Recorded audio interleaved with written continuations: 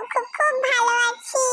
তো এখন আমি যে ভিডিওটা নিয়ে এসে গেছি একদম ব্র্যান্ড নিউ ভিডিও, এই মাত্র জাস্ট বানিয়েছি। এটা কোনো পুরানো ভিডিও না, একদম ব্র্যান্ড নিউ ভিডিও।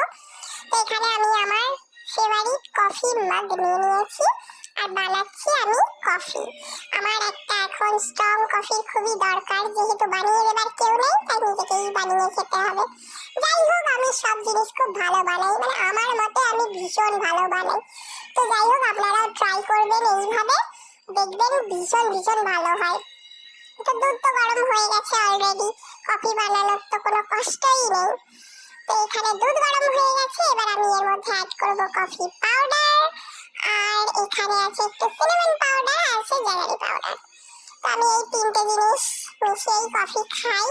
আর সকালের কফিটা কিন্তু একদম কোনো কিছু, no sugar, no jaggery powder, কিছু থাকে না।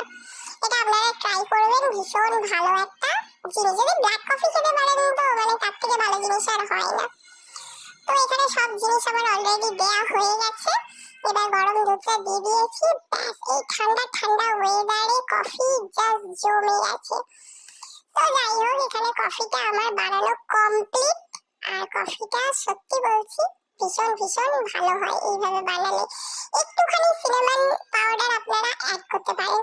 আর এখানে আছে ক্র্যাকসের নাট খাট, একটা স্ন্যাক, যেটা আমার ছেলে খাবে, আমি তো একদমই খাবো না।